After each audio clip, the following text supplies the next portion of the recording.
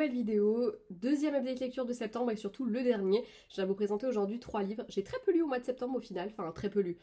Il y a eu des mois bien pires, mais par rapport à ce que je disais lors de ma pile à lire, disons que j'ai abandonné déjà certaines lectures, donc je vais vous parler dans cette vidéo.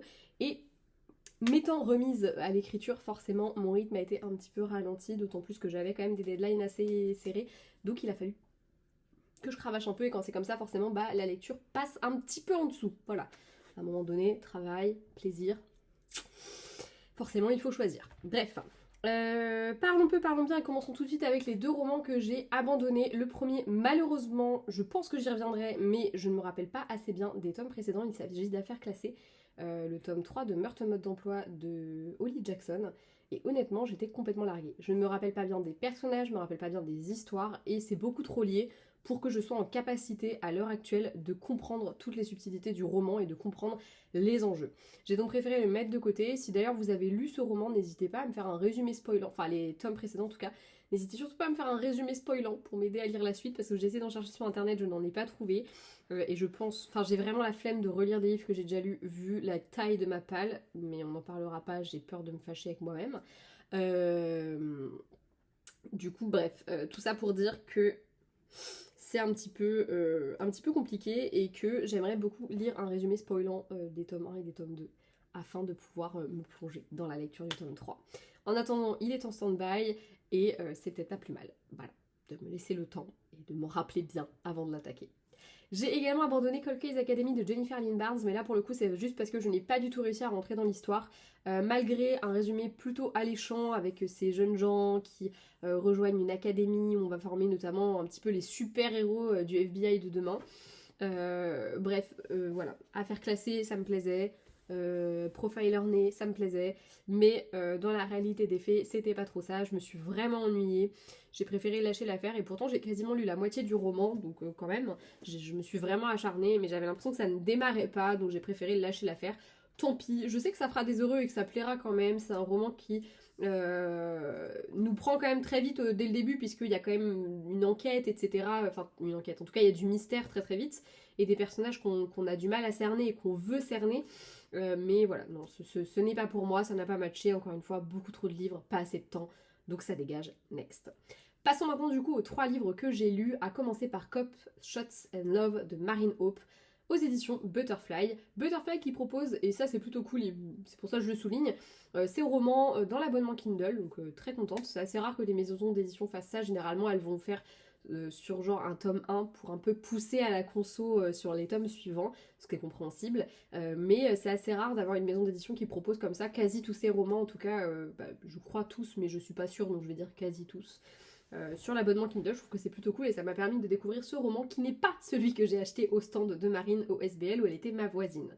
En effet, moi je lui ai pris Péché minimum insupportable, je crois.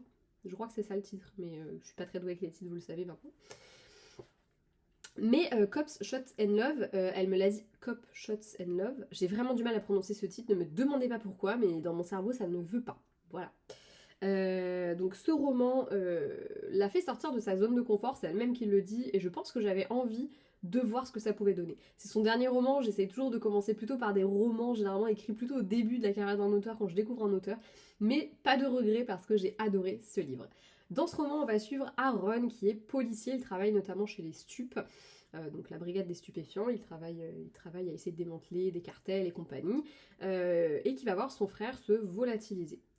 Il a l'impression que ça peut être en lien avec une de ses affaires, donc il va infiltrer la boîte de nuit de son frère pour essayer de creuser un petit peu et de comprendre ce qui a pu se passer, où est son frère, s'il est en vie, et surtout pour tout faire pour le retrouver évidemment, et potentiellement au passage démanteler un cartel de drogue, ça peut être plutôt pas mal.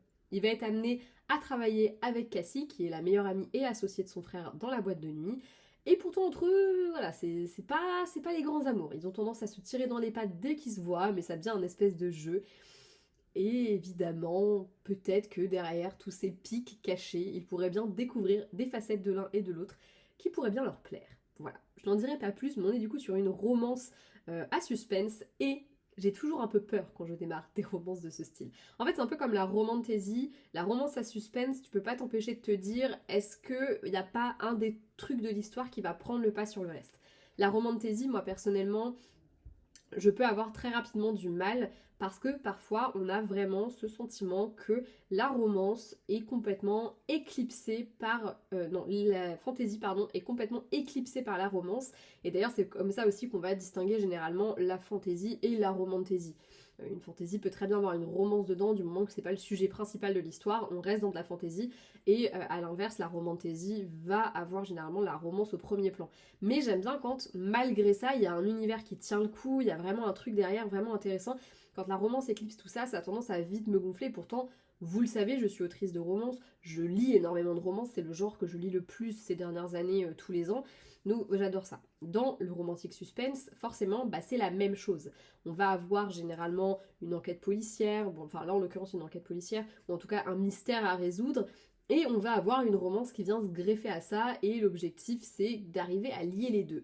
Et c'est toujours quelque chose qui me fait un peu peur parce que j'ai pas envie de me lancer dans un roman où le suspense me plaît, mais n'est pas tenu jusqu'au bout parce que, je sais pas, la romance va prendre le pas. Je voulais vraiment... j'ai toujours en fait peur que l'enquête tienne pas vraiment la route, que ce soit un peu soit tiré par les cheveux, soit on s'en fout un petit peu parce que le plus important c'est la romance. Et là c'est pas le cas du tout, et pour moi c'est ce qui fait que c'est une romantique suspense réussie. On est sur une romance à suspense qui pour moi fonctionne complètement. Les personnages déjà sont particulièrement touchants, j'ai été particulièrement émue par le personnage de Cassie qui a un passé qui est pas forcément facile, qui a façonné la femme qu'elle est. J'ai été aussi énormément touchée par le personnage d'Aaron, qui est ce mec qui s'en veut de pas être plus proche de son frère, et qui est lancé dans cette quête qui lui semble parfois impossible de le retrouver, dans une enquête qui lui met les nerfs à rude épreuve. J'ai beaucoup aimé le lien qui allait se tisser entre eux parce que je trouve que ça coule de source, ça se fait très naturellement. Au début, ils se lancent des pics de temps à autre, et puis petit à petit, ils vont découvrir en fait des facettes de l'un et de l'autre qu'ils ne connaissent pas, et ils vont petit à petit, tomber amoureux, tout simplement. L'enquête en elle-même, j'ai trouvé qu'elle était hyper intéressante. Après, je suis pas policière, donc je ne sais pas s'il y a des choses qui sont complètement aberrantes pour un flic, peut-être. En tout cas, pour moi, ça m'a paru hyper sensé, hyper clair, même le fait de s'infiltrer, tout ça. J'ai trouvé qu'il y avait vraiment quelque chose d'hyper intéressant, que c'était bien écrit, que c'était bien foutu, et l'histoire, franchement, te prend et t'emmène d'un bout à l'autre. On a envie de savoir ce qui est arrivé à Léo, le frère. On a envie de savoir s'il est en vie, parce qu'il y a quand même vraiment, la question se pose vraiment, on ne sait pas du tout ce qui lui est arrivé, on ne sait pas, on devine au fur et à mesure qu'est-ce qui a pu se passer, mais sans être totalement sûr. On a aussi envie on essaye aussi de comprendre comment est-ce qu'il s'est mis dans de sales draps comme ça, parce que potentiellement s'il a été enlevé, c'est que il s'est mis dans de sales draps. Bref, c'est que ça, et je trouve que le fil rouge est hyper intéressant. La romance vient s'ajouter à l'enquête, vient se créer autour de l'enquête, mais ne va jamais venir impacter trop celle-ci, ou en tout cas pour donner des rebondissements qui sont hyper intéressants. J'ai vraiment apprécié ce roman, je vous conseille vivement de découvrir La Plume de Marine. Personnellement, c'était une première lecture, mais je vais lire absolument tous ces romans, je pense. Faudra que je regarde, il y en a peut-être dont la thématique me plaira pas, mais une chose est sûre, c'est que je compte bel et bien poursuivre mes lectures avec ces romans, parce que déjà j'ai très hâte de découvrir celui qui a été primé au SBL. J'ai un doute sur le nom, donc je vous le dirai pas là, mais n'hésitez pas à la suivre sur Instagram. Et puis voilà, j'ai très hâte de retrouver sa plume et de découvrir ses autres personnages, d'autant plus que pour avoir passé du coup 2 jours avec elle, on a beaucoup parlé de nos romans, de nos personnages. Moi j'ai échangé avec des gens autour de mes personnages, elle autour des siens. C'est con à dire, mais je trouve que d'ailleurs c'est très difficile de ne pas acheter les livres de quelqu'un qui est juste à côté de toi, parce que du coup quand ils les vendent vraiment bien leurs livres, quand ils échangent avec des gens qui les ont lus, personnellement Marine, moi elle m'a donné envie de lire absolument tous ses bouquins, voilà. Et puis comme c'est une réussite pour ce premier volume, je n'ai qu'une hâte, c'est de poursuivre l'aventure, voilà.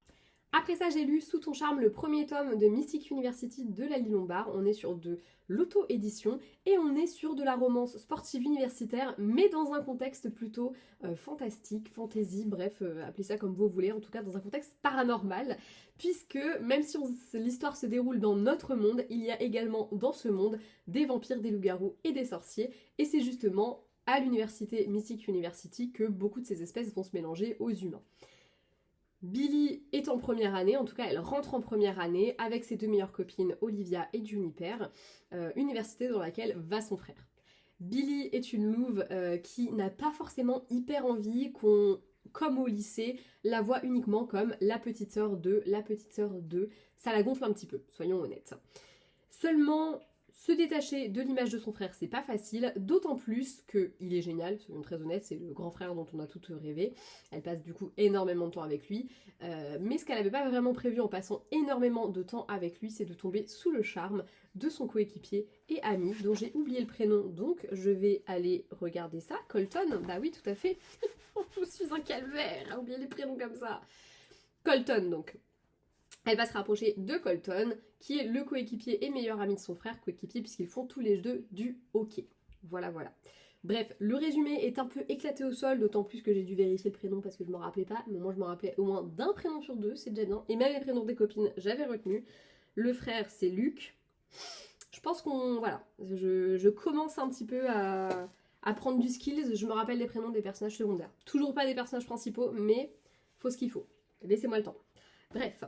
Ce roman, je l'ai vraiment adoré, j'ai trouvé que c'était un très bon premier tome déjà parce qu'il lance une belle entrée en matière sur l'amitié qui va lier les trois nanas puisque ça va être du coup les personnages qu'on va suivre et je crois qu'il y a aussi un tome sur Luc si je dis pas de bêtises mais il me semble que c'est ce que j'ai lu dans les remerciements. Donc très très hâte déjà, hein, voilà, d'avoir les tomes suivants. Mais je trouve que ça montre vraiment la dynamique de ces nanas qui ont grandi ensemble, qui sont amies hyper différentes mais du coup hyper complémentaires, qui se connaissent suffisamment bien pour avoir des petites attentions adorables les unes envers les autres. Bref, j'ai eu un énorme coup de cœur pour ce groupe d'amis.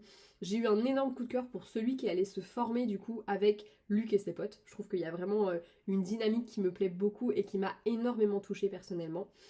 La romance se dessine petit à petit, prend son temps et elle est trop belle, un peu sexy, mais pas trop. Il n'y a pas énormément de spicy dans le roman, c'est pas ce qu'on attend, plus que... Enfin, c'est pas en tout cas comme ça que c'est vendu et honnêtement c'est tranquillou bilou.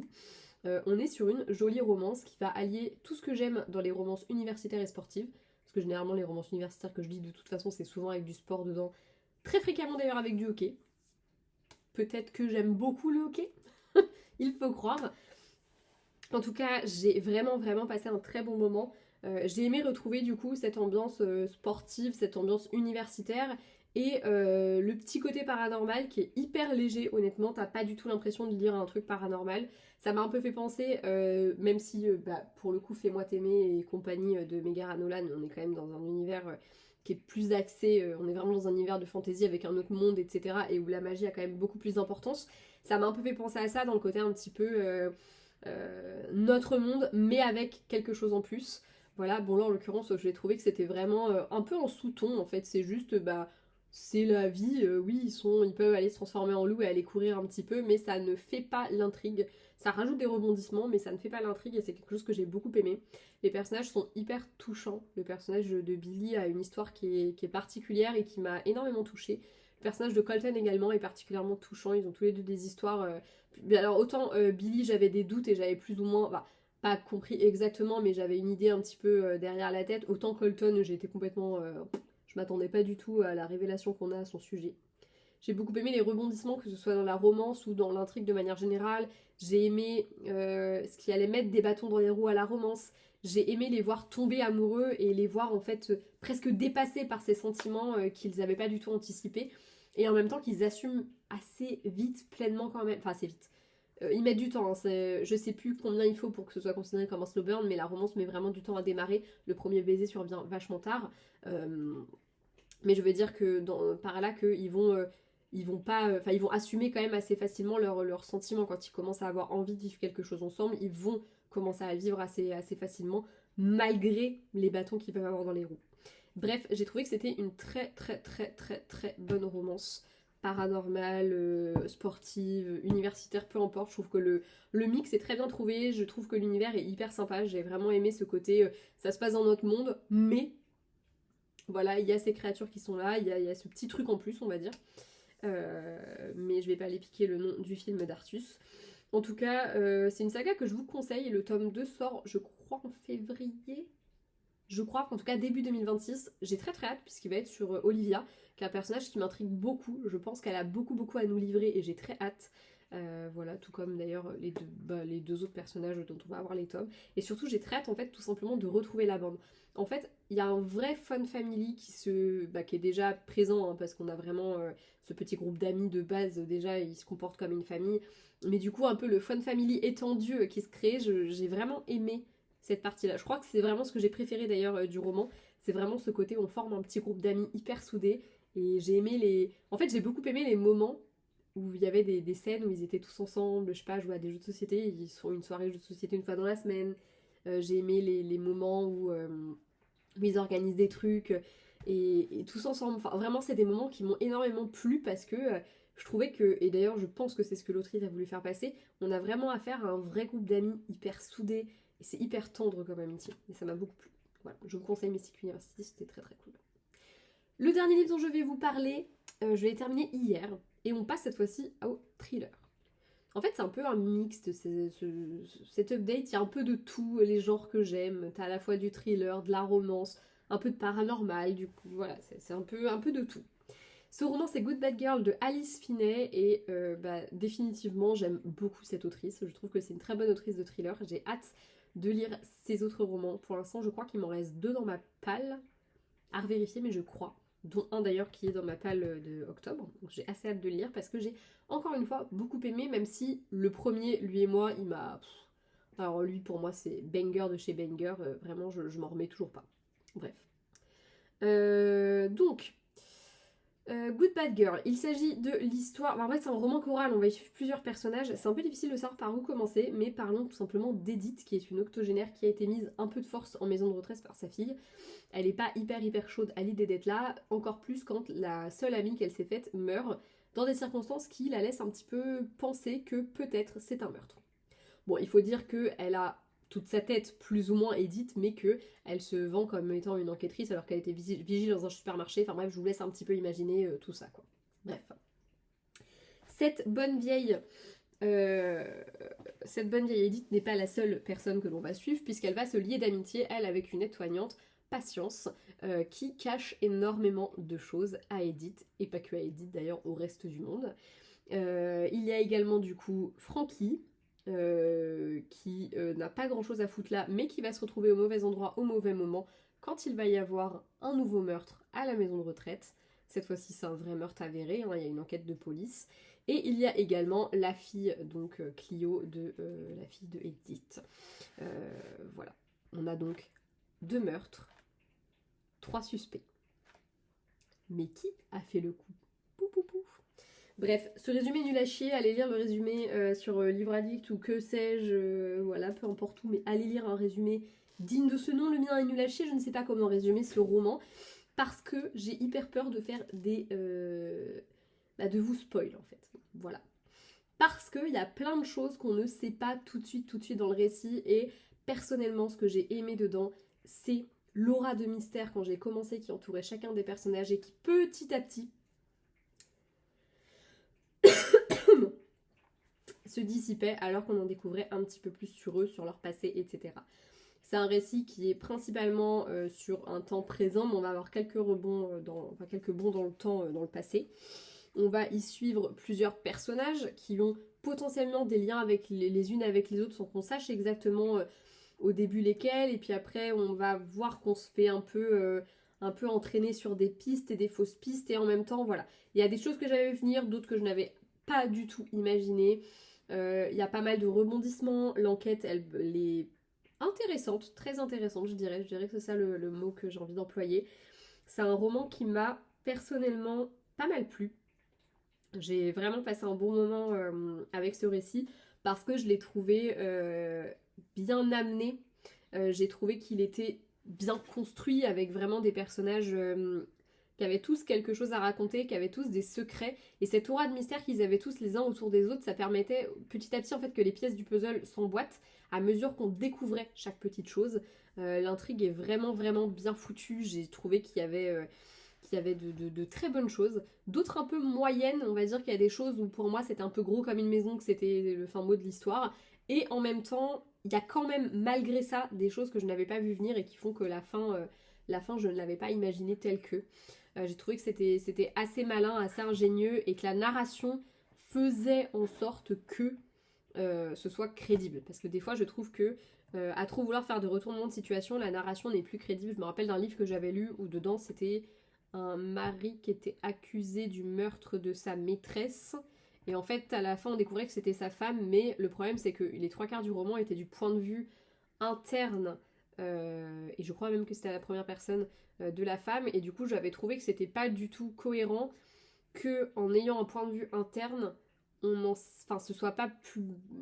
Enfin voilà, on n'en sache pas plus. J'avais trouvé que c'était pas hyper cohérent, et là je trouve que la narration rend très bien pour que l'on ait...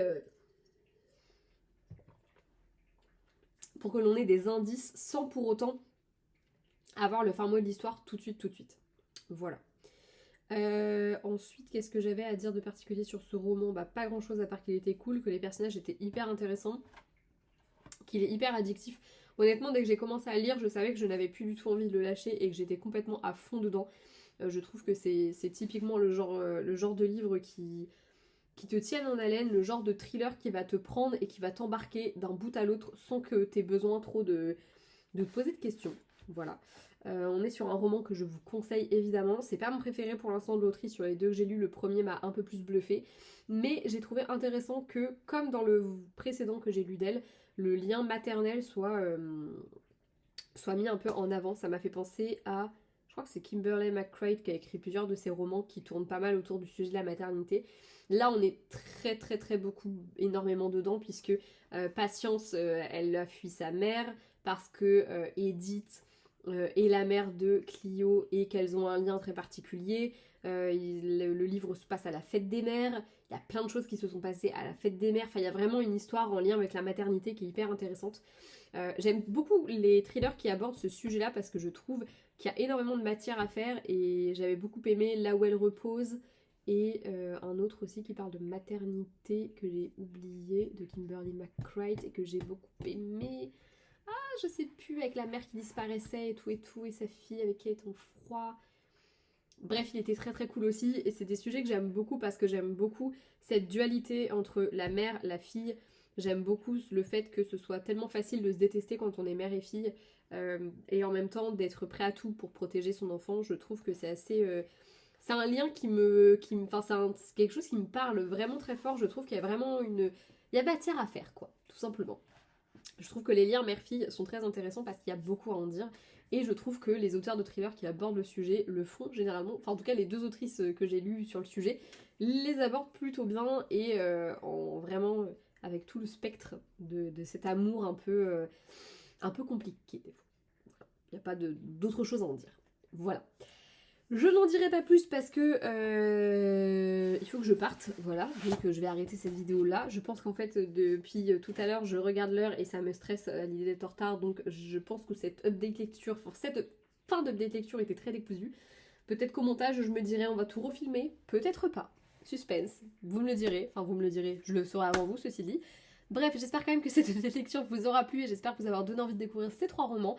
Moi, ils m'ont aidé à finir mon mois plutôt bien parce que franchement, les 3 étaient de très bonnes lectures que je vous conseille encore une fois. Je vous fais des gros bisous. À bientôt dans une prochaine vidéo. Ciao!